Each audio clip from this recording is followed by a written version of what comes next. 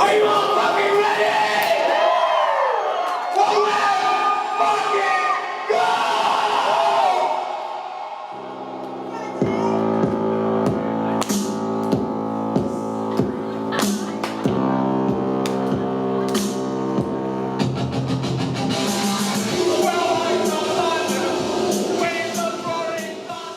Lee, would you like to start off? Sure, we have a mutual friend, Jenny Davis, that takes a lot of our photos for us, and I was at a party down in Laguna Beach and hanging out, and it was a lot of the kind of cool standard Orange County people hanging out there, and then I saw Colin walk in with makeup on and like long hair with like a blonde stripe through it and like a dirty Fabio.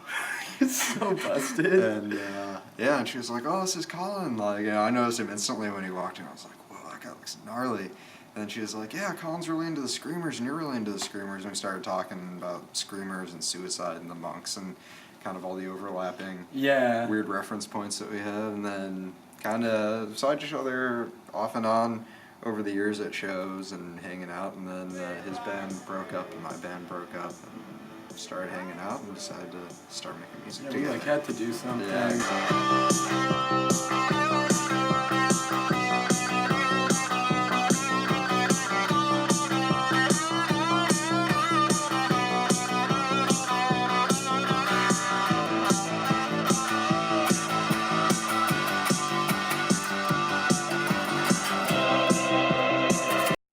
We pretty much just hung out and talked for a couple months just about musical stuff and stuff that happened in our lives and what we'd want to express as far as... And we exchanged mix CDs too. Yeah, that was like a big thing, the initial trading of the mega mixes. True.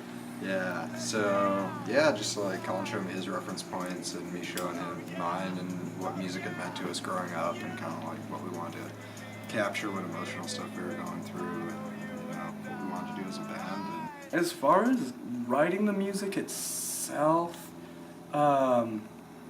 one good thing about electronic music is you can make infinity sounds. So like, I'm not the most competent musician, so it's like you can get two notes to sound really poetic if you generate the tone right.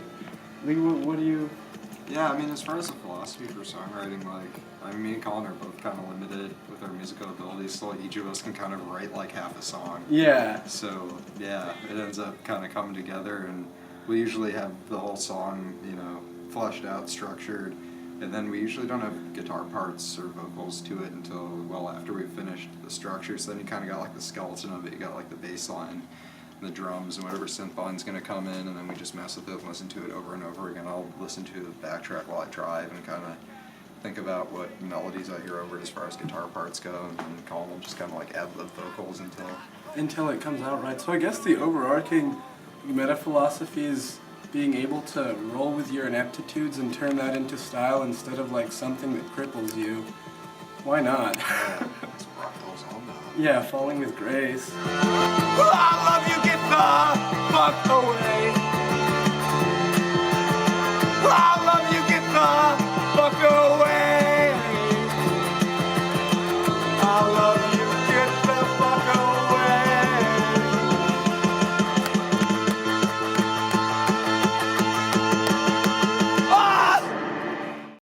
Basically, with the body and the words, we're trying to make our bodies and lips like a landscape or space where we can display our psychologies and let all that we're feeling and experiencing kind of like run through like ravines and tributaries, this space. So that's kind of the whole point of all of that. It's to find a pure mode of communicating, something that is maybe like, something that is so visceral and immediate that it just sheds, any kind of cultural baggage or whatever.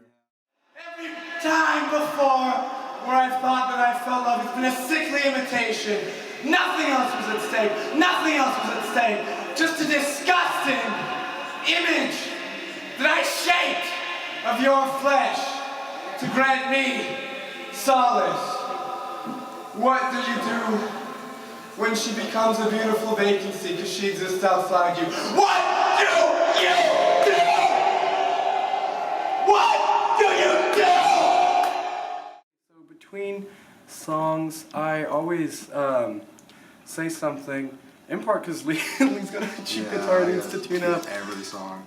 So, I grew up reading Beckett and stuff, so in that I learned that negative space is as important as full space, so I try and work with that. And then I write all the time, like poetry, thoughts, like tried autobiographical stuff, and this all kind of factors into those little spiels. And I kind of like speaking because it gives like a more direct, because Lee and I both understand rock and roll in the context of like music that's always occurred with some kind of like ideological backing, like from the very insurgents too. The blues was like one to a couple dudes working out their problems on the guitar. Rockabilly was like teenagers asserting themselves as a new social class. In the 60s you had like the really obvious kind of like Vietnam protest and civil rights music. And then in the 70s when you had punk rock, you had just like a rejection of like mass shit culture. And then industrial is kind of like the European blues of, you know, the aftermarks after Freud, after World War II. So I think it's important that we keep to this idea of music as an ideological catalyst / way of disseminating information. And this is more, and this is like one spot where we really get to just speak directly to people.